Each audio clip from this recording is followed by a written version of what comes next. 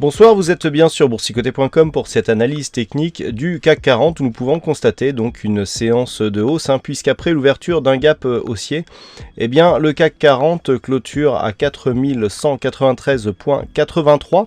On regagne donc 0,98% sur cette séance, presque 41 points par rapport au cours de clôture de la veille. Alors ce qui est intéressant surtout, c'est le franchissement de cette zone ici, 4162.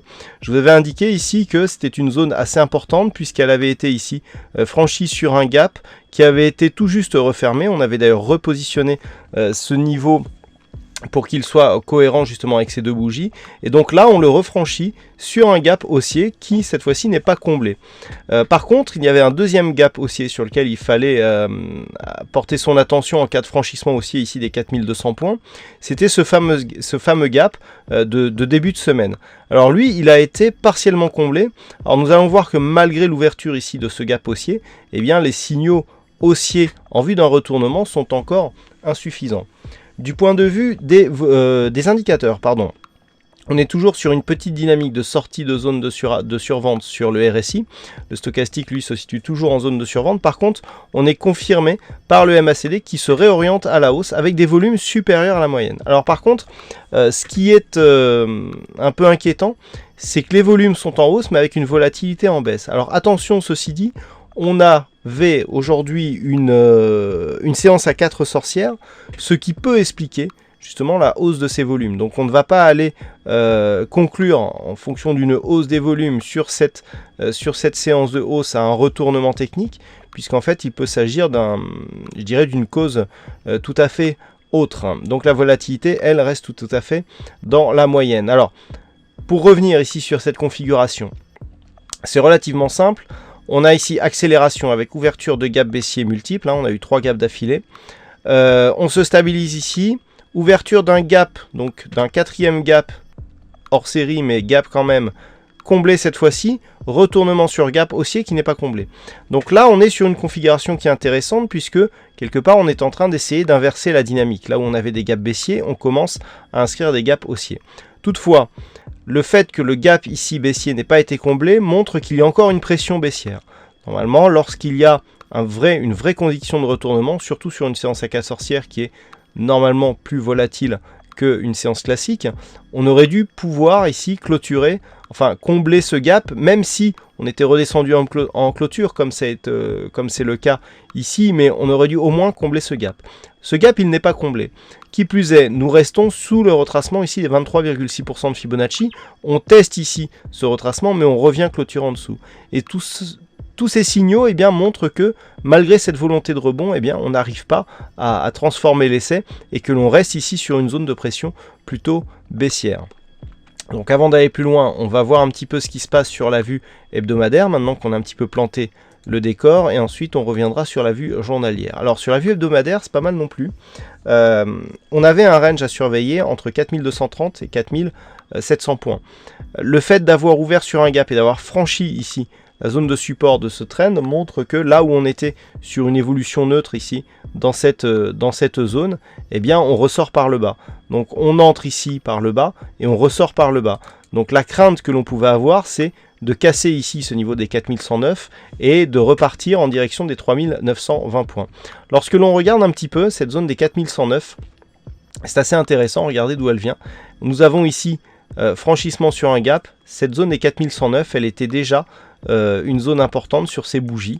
Ici on l'a eu là, d'ailleurs c'est cette bougie que j'avais pris comme référence à l'époque pour tracer ce niveau, et on voit que ce niveau des 4109, ça fait un bon moment qu'il offre une zone de support intéressante.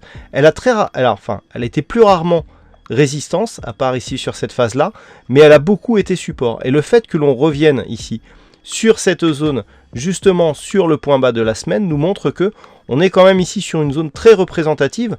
Alors c'est intéressant parce que depuis qu'on a eu les premiers tracés, on a eu énormément de dividendes, donc on devrait avoir une distorsion dans l'évolution qui aurait pu faire que cette zone des 4109 aurait pu être beaucoup moins importante. Mais non, on revient ici et on rebondit pile sur cette zone, puisqu'on a rebondi, je vous le rappelle, à 4109.82, là où ce réglage, 4109.31, date de cette bougie ici hebdomadaire, on le voit, 4109.31. Donc cette zone des 4109, vraiment, elle va être un très bon repère pour les prochaines phases de marché. On voit bien ici qu'une rupture de cette zone, vous voyez que sous cette zone, depuis qu'on l'a franchie à la hausse, à chaque fois qu'on l'a refranchi, y compris ici sur des phases baissières, mais où on a réintégré, on a monté en volatilité. C'est très net sur cette phase-là. Ici, franchissement, et on a une grande volatilité. Ici, franchissement, on a une grande volatilité sur cette bougie. Ici, pareil, on est venu tester grande volatilité, et là, grande volatilité. Donc, on voit bien ici que ce niveau est un niveau vraiment majeur, et que c'est le niveau d'un point de vue moyen terme qu'il va falloir surveiller. Je ne vous cache pas que, vu le contexte actuel avec le spectre du Brexit, etc., s'il y a des événements ce week-end et que ce sujet revient sur le tapis, on peut avoir sur un franchissement baissier, notamment sur Gap, une grosse hausse de la volatilité. Ce qui ne serait pas étonnant au vu de ce qui s'est passé auparavant. Par contre, ici, le fait que l'on soit testé, si on devait rebondir, eh bien, normalement, on peut attendre aussi une hausse de la volatilité. C'est vraiment assez troublant que l'on ait autant de bougies très volatiles autour de cette zone, et donc il faut s'attendre à ce qu'on puisse avoir ici une réplique de justement toutes ces volatilités sur ces niveaux.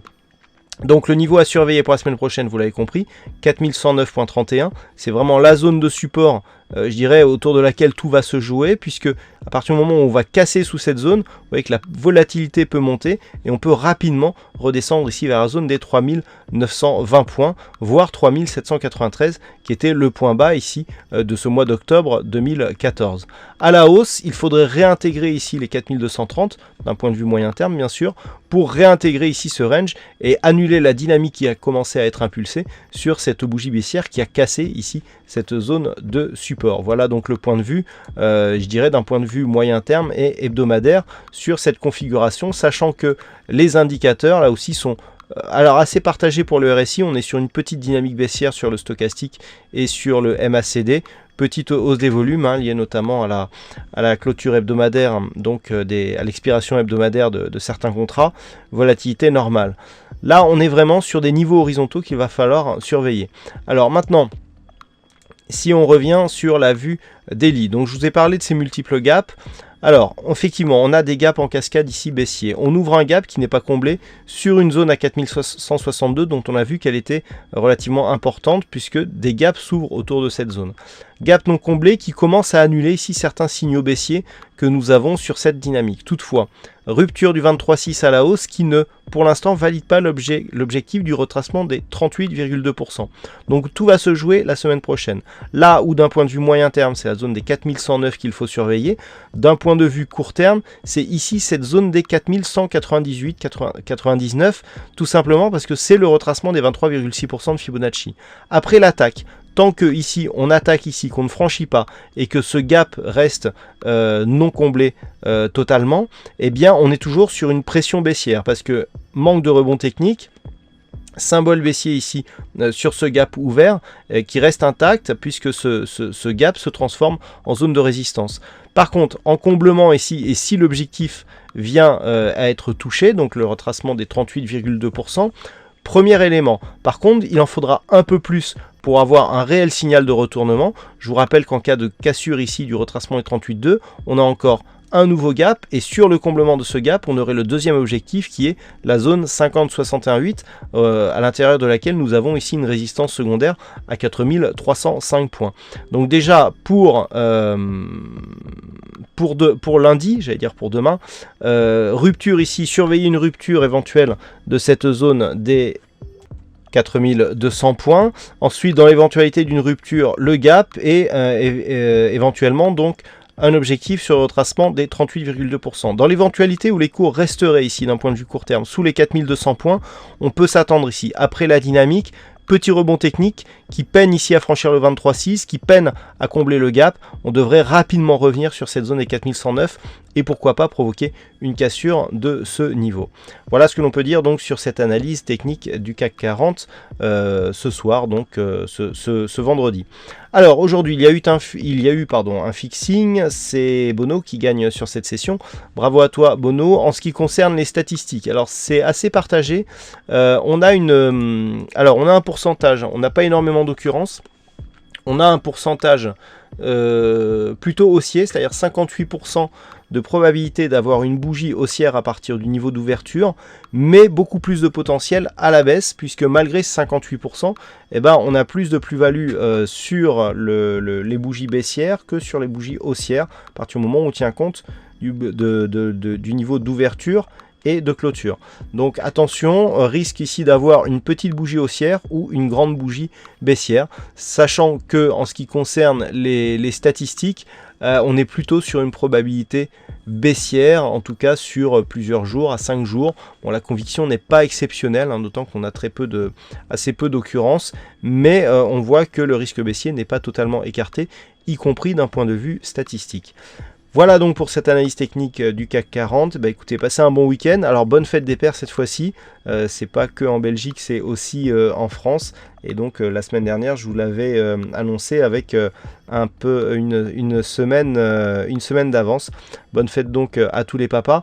Et on se retrouve dès la semaine prochaine pour d'autres analyses techniques, toujours sur le site boursicoté.com.